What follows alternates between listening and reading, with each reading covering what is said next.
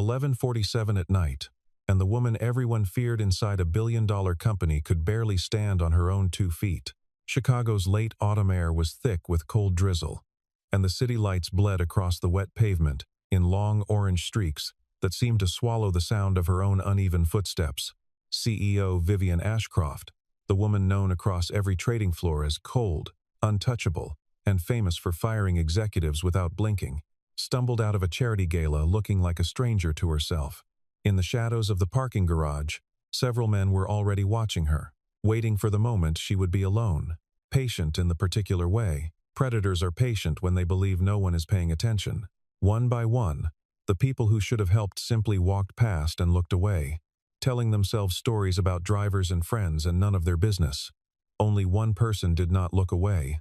A quiet maintenance supervisor named Adrian Mercer stepped between her and the danger closing in, asking for nothing and expecting no thanks, moving the way a man moves when he has done this kind of thing before and hoped he never would again.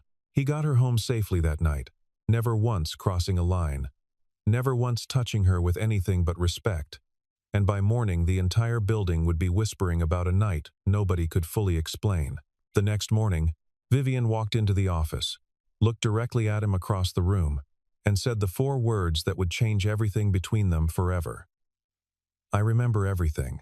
Adrian Mercer was 39 years old, and he had built his entire life around not being noticed, a discipline he practiced with the same precision he once applied to loading manifests and supply chains that could not afford a single error. He worked as the facilities operations supervisor at Ashcroft Dynamics, the kind of job that kept the lights on and the elevators running, and never once appeared on anyone's radar during an earnings call, the kind of job most executives forgot existed until something broke. Years ago, he had been married, but the marriage had ended quietly, without scandal, the way most real heartbreaks do, worn down slowly by 2 schedules that never learned how to meet in the middle. Now he lived alone in a small apartment on the west side of the city, a place with exactly enough furniture and none of it chosen for anyone else's approval. Before Ashcroft Dynamics, Adrian had spent 12 years as a logistics officer in the Navy. And that discipline never left him. Not in the way he walked, not in the way he spoke, not in the way he noticed every exit in a room before he noticed anything else in it. He did not attend office parties unless his presence was required for setup and teardown, and he did not flatter the executives who walked past him in the hallway without a glance, because flattery had never once gotten anyone home safely. And yet, among the security guards and the janitorial staff who worked the overnight shifts, Adrian Mercer was quietly, deeply respected because he was the only supervisor in the entire building who remembered every one of their names, their kids' birthdays, the small details that made people feel like people instead of shift numbers. Inside the glass towers above him worked Vivian Ashcroft, 37 years old, sharp enough to dismantle a hostile takeover before lunch, and beautiful enough that people underestimated her at their own peril, a mistake few of them made twice. The financial press had given her a nickname years ago that she never asked for and never denied. The kind of label that follows a woman who refuses to smile for photographers. The Ice Queen of Wall Street, they called her, and she wore the title the way other people wore armor, because in her experience, armor was the only thing that kept anyone from getting close enough to hurt her. She did not trust men easily, and she rarely trusted them at all in a professional setting, having learned the hard way that ambition and affection rarely arrived in the same package. She never drank more than 2 glasses of wine in public, not once, not ever. Because control was the one thing she refused to surrender to anyone, in any room, for any reason. Tonight was the company's annual charity gala, an event Vivian had built from nothing into the most talked-about night on the city's philanthropic calendar, a night that raised millions and demanded, from her, an appearance of absolute composure. Adrian was there only because facilities had to manage the loading docks, the catering logistics, the emergency exits, the 100 invisible details that made a glamorous evening possible without anyone in a tuxedo ever noticing the effort. Nobody at that gala, including Vivian herself, had any reason to notice the quiet man in the gray suit standing near the service doors, watching the room the way he had once watched a ship's deck for trouble that hadn't arrived yet. His days at Ashcroft Dynamics followed a rhythm he had set for himself years earlier, and never once broken. Arriving before the sun most mornings to walk every floor before the first elevator carried its first executive upward. He checked the fire suppression systems personally, tested the backup generators himself, rather than trusting the paperwork of a contractor he had never met, and knew, by memory, which loading dock door stuck in humid weather, and which one needed oil every autumn without fail. The younger security guards called him the Ghost, not unkindly, because he had a habit of appearing exactly where a problem was about to happen and disappearing again before anyone thought to thank him. He ate lunch alone most days, a sandwich from the same deli 2 blocks from the building, sitting at the same corner table where he could see both the door and the street outside, an old habit that had never quite left him. Executives who passed him in the hallway rarely learned his name, seeing only the gray uniform and the clipboard, filing him away in the same mental category as the potted plants and the elevator music. It was, in its own way, exactly the kind of invisibility Adrian had built for himself on purpose. Because visibility had cost him things once, in another life, that he had no intention of losing again. Inside the ballroom that evening, something happened that almost never happened to Vivian Ashcroft. Something so small that nobody but the man responsible would ever have noticed it. A foreign investor with business interests tied to a pending acquisition made certain, through a server he had quietly paid off earlier that week, that her glass was switched for one considerably stronger than she had ordered. She was not fully intoxicated, not in the way people whispered about the next morning over their coffee, but something in her judgment had slipped sideways, just enough that the woman who counted every step of every negotiation lost count of her own footing on the marble floor. When the gala wound down near midnight, Vivian insisted, as she always did, on walking to the parking garage alone, because independence had always been the one thing she refused to negotiate away. Even now, even like this, she waved off her assistant with a practiced smile. She waved off the valet, with a gesture so automatic it barely registered as a decision at all. 3 men who had been watching her from across the ballroom floor for most of the night followed her down the stairwell, keeping their distance, keeping their patience, the way men do when they have already decided how the evening is going to end. Nobody who saw them assumed anything was wrong, because everyone in that lobby made the same lazy assumption. The same convenient lie people tell themselves, so they don't have to get involved. She must know them. She must be fine. From across the garage, near the loading bay where he had been checking a delivery manifest for the morning's shipment, Adrian noticed the mismatch in her walk before he noticed anything else, and every instinct the Navy had carved into him snapped instantly, completely awake. He crossed the garage without running, because running draws attention, and attention was the last thing this situation needed, not for her safety and not for his own. Adrian walked toward Vivian with the calm, unhurried posture of a man who belonged exactly where he was standing. The posture of someone who had learned that panic solves nothing and calm solves almost everything.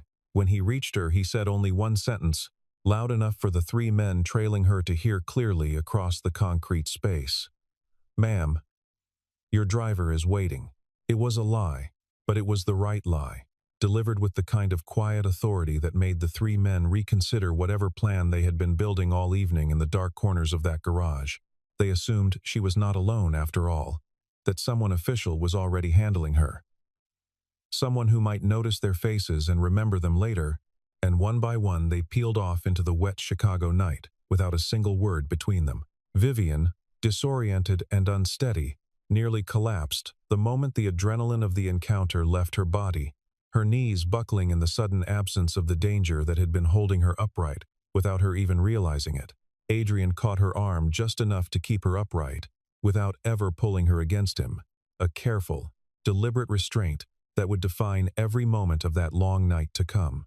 He immediately radioed the overnight security desk and requested that every camera in the garage, the lobby, and the elevator bank be preserved and logged, not deleted, not overwritten, preserved exactly as it was recorded. He also asked, specifically and firmly, that a female member of the Human Resources night staff meet them at the elevator, because he understood, better than most men would have in that moment, exactly how this could look if he was ever alone with her. Exactly how quickly a rescue could be twisted into something else in the retelling. He kept 3 careful feet between himself and the CEO the entire time, a distance he would maintain for the rest of that long, quiet night, and a distance that would later, on the security footage, tell a story more honest than any statement he could have given. The HR staffer, a woman named Denise Coyle who had worked the overnight compliance rotation for 6 years, met them at the elevator exactly as Adrian had requested, her presence a quiet insurance policy neither of them ever needed to discuss out loud. Together, the 3 of them rode up toward the executive residence floor, where Vivian's penthouse waited. The silence in the elevator broken only by the soft, mechanical hum of the cables, and Vivian's slow, uneven breathing. The building's longtime doorman, a retired police officer named Walter Briggs, confirmed her identity and buzzed them through without hesitation, recognizing Adrian immediately as one of the few facilities staff who had never once given him a reason to worry about anything.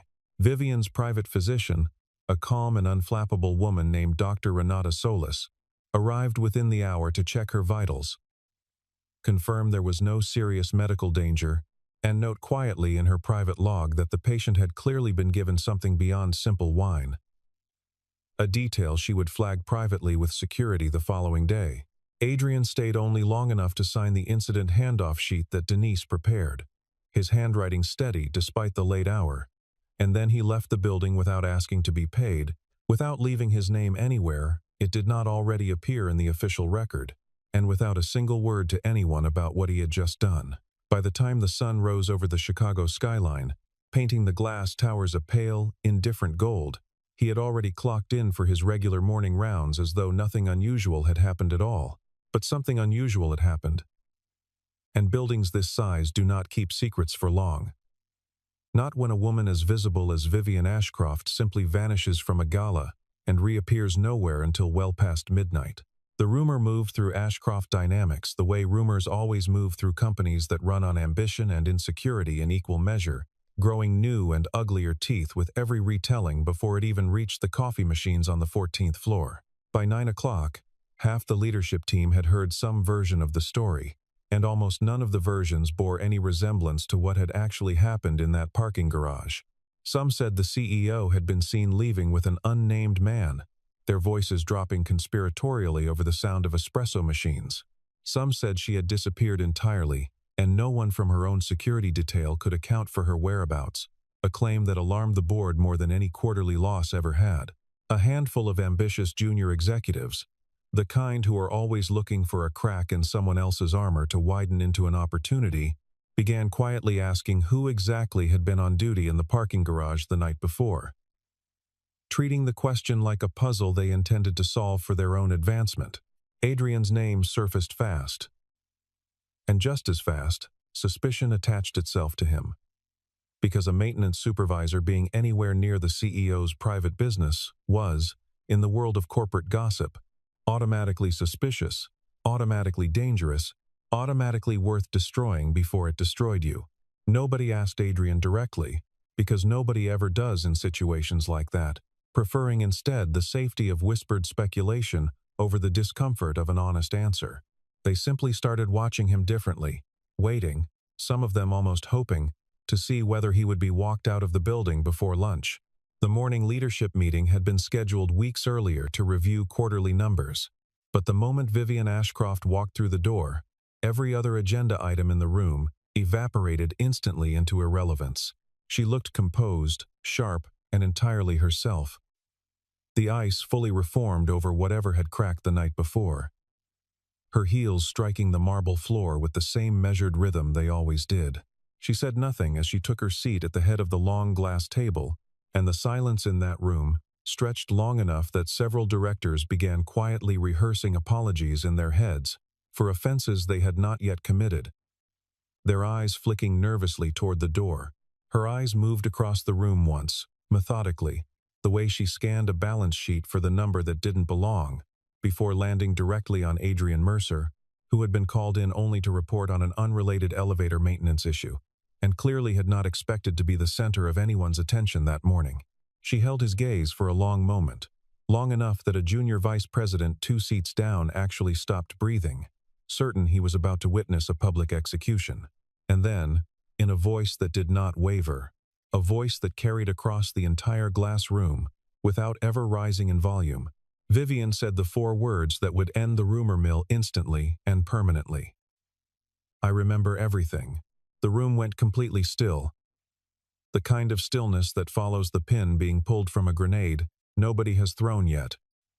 Every director suddenly recalculating every unkind word they'd whispered that morning.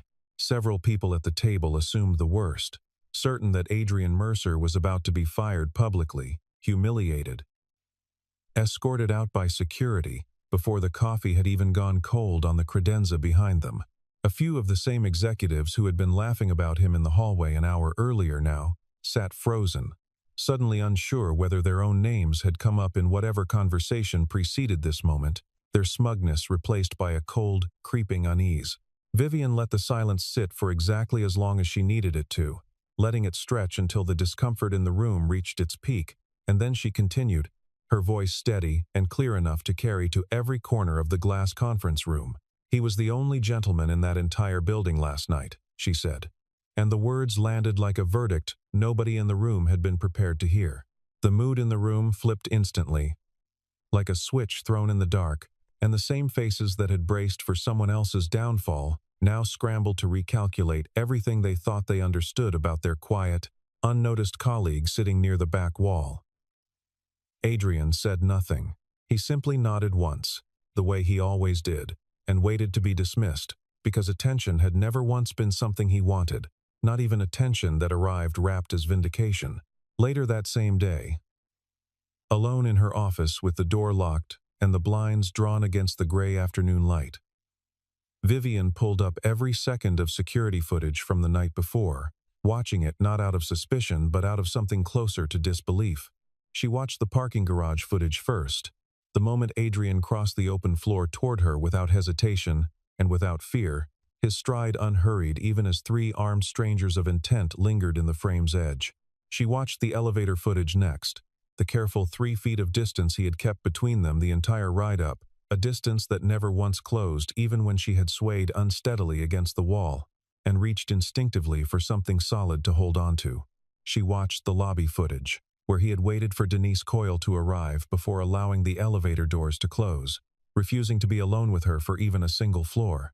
A decision that cost him nothing but patience and protected her completely. Every frame told the same story. A man protecting a woman's safety and her reputation with equal seriousness, asking for nothing in return and taking nothing for himself, not even a lingering glance that might have been forgiven under the circumstances.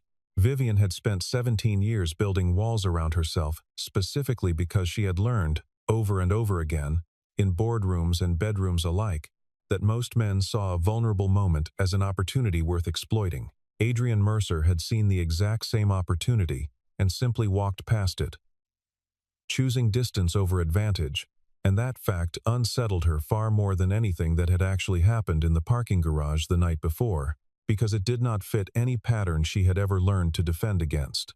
Over the following days, Vivian found herself doing something she had never done for any employee below the level of vice president, quietly pulling Adrian's personnel file late one evening and reading through it line by line under the lamp on her desk. She discovered that he had turned down 3 separate promotions to director-level operations roles over the past 6 years, each time citing a preference for hands-on work rather than administrative oversight, a choice that made no sense to anyone who measured a career by its title. Buried deeper in the file was his full military record, more than 20 commendations earned across a decade of service, most of them tied to logistics operations that had, according to the sparse official language, directly resulted in personnel being brought home safely from dangerous postings overseas. One evaluation from his commanding officer, written years before he ever set foot inside Ashcroft Dynamics, contained a single line that Vivian read 3 times before closing the file entirely. He always protects others before himself, the evaluation stated. In the plain, unembellished language, the military reserves for its highest compliments. She sat with that sentence for a long time, turning it over the way she turned over contested contract clauses, trying to understand why a man capable of leading an entire department chose instead to spend his days fixing broken elevators and checking delivery manifests nobody else bothered to read. The question followed her home that night, and it followed her into the following week, refusing to let itself be filed away and forgotten the way most curiosities were in her carefully ordered life. And somewhere beneath her usual discipline, a small, unfamiliar restlessness began to take root. The second time Adrian Mercer saved Vivian Ashcroft, there was no parking garage, no drizzle, no danger lurking in the shadows, only a conference room full of expensive suits and a contract worth several $100 million sitting innocently on the table between them. A prominent outside investor named Marcus Holloway had spent weeks pressuring Vivian to finalize an acquisition deal quickly, insisting the terms were standard and the timeline was non-negotiable, and most of the senior leadership in the room had already nodded along without reading past the executive summary. Adrian happened to be present that day only because a facilities matter had required his sign-off before the meeting began, and he had lingered near the back of the room, reviewing his own paperwork, while the lawyers droned on about liability clauses in a tone designed to discourage close attention. Something in the language of one particular clause caught his attention immediately, the exact kind of buried risk allocation language he had spent years learning to spot during his time managing complex logistics contracts for the Navy, contracts where a single missed clause could cost lives instead of dollars. He raised his hand quietly and asked permission to speak. And the ripple of amusement that moved through the room was immediate and obvious, several directors exchanging glances that made their opinion of his interruption perfectly, insultingly clear. Vivian, watching the exchange from the head of the table, made a decision that surprised everyone in the room, including herself, and possibly including Adrian. She gave him 5 minutes, holding up her hand to silence the quiet snickering before it could fully take root around the table. Adrian walked the room through the contract clause by clause, explaining in plain, unhurried language exactly how the acquisition's indemnification structure would leave Ashcroft Dynamics fully exposed if the deal ever soured, a risk so cleverly hidden inside legal boilerplate that not one of the 6 attorneys present had flagged it during weeks of review. The room went quiet in a different way than it had the morning after the gala, quiet with the specific embarrassment of highly paid professionals, realizing they had nearly walked their company into a trap set by a man they had underestimated an hour earlier. Vivian ordered the deal paused on the spot, sending the legal team back to renegotiate the exact language Adrian had identified, and by the end of that week the company had saved itself from a mistake that would have cost hundreds of millions of dollars and years of grinding litigation. For the second time in a matter of days, a man nobody had thought twice about had quietly stood between Vivian Ashcroft and disaster, asking for no credit and expecting no reward, content simply to have done the thing that needed doing. She began to understand that the first night in the parking garage had not been an isolated act of decency, but simply the natural, unremarkable behavior of a man who could not walk past danger, of any kind, without doing something about it. It was Vivian who extended the first invitation, though she told herself for days that it meant nothing beyond simple professional gratitude, a thank you ode, and nothing more. She asked Adrian to join her for dinner at a quiet restaurant far from the office, somewhere neither of them would be recognized by anyone from the trading floor or the society pages that loved to speculate about her private life. He declined the first time, politely, citing the late hour and his early shift the following morning, an excuse that was true, and also, both of them suspected, not the whole truth. Vivian found herself unexpectedly disappointed by his refusal. A small, foreign feeling she did not immediately know how to categorize. She asked again the following week. And this time Adrian said yes, though not, as he told her plainly across the table once they were seated, because of her title or her wealth or the influence she carried across the entire city. He said yes because he had noticed something about her that she had spent years hiding successfully from everyone else in her orbit. Something that had nothing to do with quarterly earnings. You have never actually rested, not once. Not in all the years I've watched this company run, he told her. And Vivian, who had built an empire out of never resting, found herself laughing at the accusation instead of denying it, the sound surprising even her. Over dinner that night, Something in Vivian's carefully maintained composure loosened for the first time in longer than she could remember, the way a knot finally gives after being pulled tight for years. She told him about growing up the daughter of a man who measured love in quarterly earnings reports, a father who had taught her that affection was a currency you earned through performance and never simply received. She spoke about the marriage she had walked away from in her late 20s, when she realized her husband had only ever loved the version of her that made him look successful at dinner parties. Adrian told her, in the same quiet, unhurried voice he used for everything, about the years overseas, about the marriage that had ended not in betrayal but in simple exhaustion, two good people who had simply grown into different lives without ever meaning to hurt each other. They spoke about failure without shame, about loneliness without self-pity, about the particular isolation that comes from being the person everyone else expects to be strong all the time, whether they are wearing a uniform or a tailored suit. Neither of them had expected the evening to last 3 hours, and neither of them had expected the careful distance that had defined their entire professional relationship to feel, by the end of the night, like something worth quietly setting aside for once. Vivian walked out of that restaurant feeling lighter than she had in years. And somewhere in the back of her mind, she began to suspect that the wall she had built around herself had just found its first genuine crack, one she was no longer entirely sure she wanted repaired. Their second dinner happened almost by accident.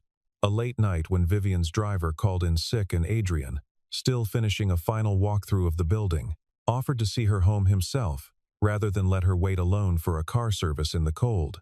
The drive turned into coffee, and the coffee turned into an hour of conversation neither of them had planned. Sitting in a nearly empty diner near the river while the city outside slowly emptied of its evening traffic, Vivian asked him, somewhere in the middle of that second cup, why a man with his record had never once tried to climb higher inside the company. Why ambition seemed to hold no interest for him at all.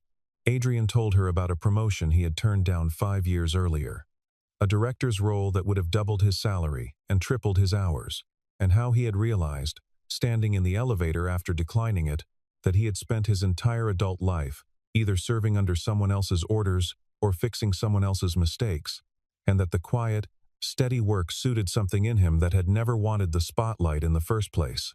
She found herself telling him, in return, about the year she had nearly sold the company rather than keep fighting for it. A year nobody else in her orbit knew about. Not her board, not her lawyers, only a single therapist she had stopped seeing once the crisis passed.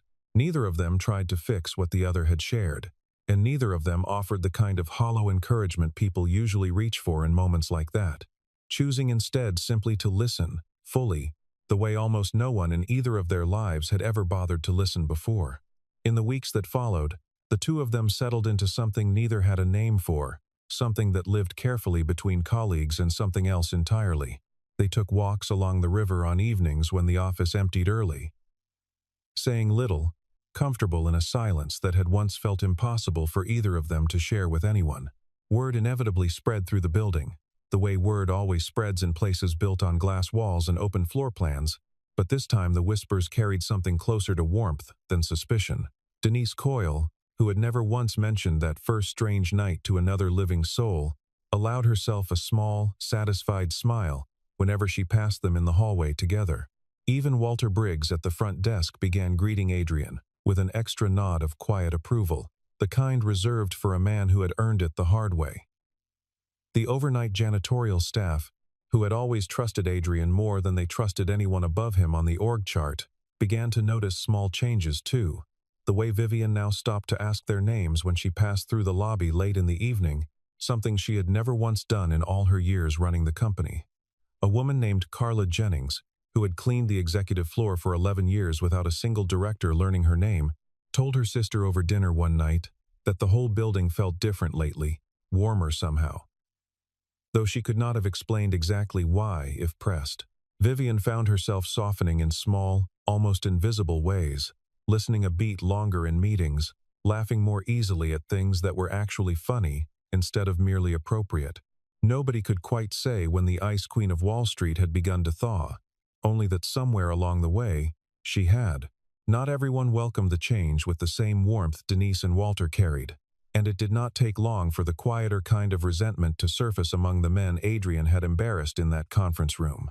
Marcus Holloway, still stinging from the collapse of his acquisition and the loss of face it had cost him in front of his own investors, began making inquiries of his own, hiring a private consultant to dig through Adrian's background for anything that might be twisted into a scandal. The consultant found nothing criminal, nothing scandalous, only the same clean, disciplined record that had followed Adrian through the Navy and into civilian life. But Holloway was not a man who gave up simply because the truth refused to cooperate. He leaked a carefully worded story to a financial gossip column instead, suggesting that Ashcroft Dynamics CEO had promoted a low-level employee to a senior title under questionable personal circumstances, letting the insinuation do the work the facts could not. The story landed on a Tuesday morning, and by lunch it had already reached every desk on the trading floor, exactly as Holloway had intended it to. For the first time since the gala, Vivian felt the old instinct rise in her, the urge to retreat behind the ice, to distance herself from anything that might make her look weak or compromised in front of the board. Adrian, when she told him about the article that evening, did not ask her to fight it, and did not ask her to defend him either, saying only that the truth had a way of outlasting noise if people were patient enough to let it. Vivian was not, by nature, a patient woman, and rather than wait for the truth to outlast anything, she called an emergency session with the board of directors the very next morning. She walked into that room and did something she had never done in her entire career, laying out the full, unedited account of the night in the parking garage, the second rescue in the conference room, and the promotion that had followed both, refusing to leave a single detail vague enough for speculation to fill in. She presented the security footage herself, the same footage she had once watched alone behind a locked door, now displayed for the board to see exactly what Adrian had and had not done on both occasions. Several directors who had privately enjoyed Holloway's story shifted uncomfortably in their seats as the footage played, watching a man keep 3 careful feet of distance from a woman who could have destroyed his career with a single dishonest word. By the end of the meeting, the board had issued its own quiet but firm statement in response to the gossip column, and Marcus Holloway found his firm's future dealings with Ashcroft Dynamics quietly, permanently closed. Vivian never mentioned the incident to Adrian again after that day. And neither did he, both of them understanding, without needing to say it, that some fights were worth having, so that peace could simply be left alone afterward. Word of the whole affair eventually reached the rest of the staff in a quieter, gentler version than the original gossip column had intended. A version that painted Adrian not as a scandal, but as the reason the company still had a reputation worth protecting at all. Even the directors who had once laughed at his interruption in the conference room found themselves nodding respectfully whenever his name came up after that. A small, grudging correction that mattered more to Adrian than any of them ever realized. The night of the company's founding anniversary arrived, with all the polish and spectacle Ashcroft Dynamics was known for. A ballroom full of employees, investors, and press gathered to celebrate 15 years of the company's growth and resilience. Vivian stood at the podium in front of the entire workforce and did something no one in that room expected from a woman famous for guarding her privacy, like a vault sealed shut for good. She told them, in careful and measured words, about a night the previous autumn when she had needed help, and one person in that very building had given it without being asked twice. She did not describe her own vulnerability in detail, and she never once used the word weakness, choosing instead to frame the story around a single idea she clearly believed with her whole heart. A company is not built by the people who hold the most power, she told the room, her voice carrying easily across the silent ballroom, without the smallest tremor. It is built by the people who do the right thing when no one is watching, she continued. And somewhere near the back of the room, Adrian shifted uncomfortably, already sensing where this was headed. She then called Adrian Mercer up to the stage and presented him with a newly created title, Director of Corporate Integrity and Operations, a role built specifically around the values he had already been living quietly for years without any recognition at all. The entire room rose to its feet in applause that lasted far longer than protocol required. And for the first time in his career, Adrian Mercer stood in front of a crowd that finally saw him clearly. After the ceremony ended, and the crowd slowly emptied out into the cold Chicago night. Vivian and Adrian walked together beneath a light autumn drizzle, neither of them in any hurry to reach the cars waiting patiently at the curb. She asked him the question that had been sitting quietly in her chest for months. The one she had never quite found the courage to voice until that night. Under that particular sky. "If that same night happened all over again, would you still save me?" she asked, her voice smaller than the boardroom version everyone else knew. Adrian considered the question for a moment, the same careful, unhurried consideration he gave to everything in his life, weighing the honesty of it before he answered. "I would save anyone," he told her, and he meant it completely, without a trace of romantic performance in the words. Vivian smiled, the real kind of smile she rarely allowed herself in public, the kind that reached all the way to her eyes without her permission. "I know," she said simply. And then she reached over and took his hand. Gently, without hesitation, letting her fingers settle against his. The way a decision settles once it has finally been made. They walked side by side, through the wet reflected lights of the city, that had first brought them together in danger, and now held them together in something entirely different, something neither of them had been looking for, and both of them had somehow needed all along. Somewhere behind them, the towers of Ashcroft Dynamics stood quiet and gleaming against the low autumn clouds, keeping their own kind of watch over a story the whole city would eventually come to know, though neither Vivian nor Adrian felt any particular hurry to tell it. They stopped for a moment beneath the awning of a small closed bookshop, sheltering from a sudden gust of colder rain. And Vivian found herself studying his face in the dim streetlight, the way she once studied balance sheets, searching for something that didn't add up and finding, for once, nothing but honesty looking back at her. She thought of her father, and the quarterly reports he had mistaken for love, and she understood, standing there in the drizzle, that she had spent her whole life building an empire to prove she needed no one, only to discover that the proof had never once made her happy.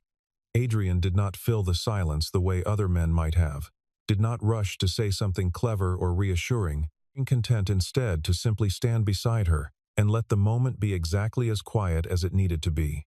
When she finally spoke again, her voice had lost every trace of the boardroom, softened into something that belonged only to the two of them and to the empty street around them.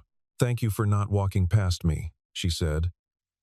And Adrian answered the only way he knew how to answer anything that mattered, plainly and without embellishment. "I could never have walked past you," he told her. And somewhere above them, a single window in the Ashcroft Dynamics tower stayed lit, long after the rest of the building had gone dark for the night, as if the building itself understood that some things were worth staying awake for.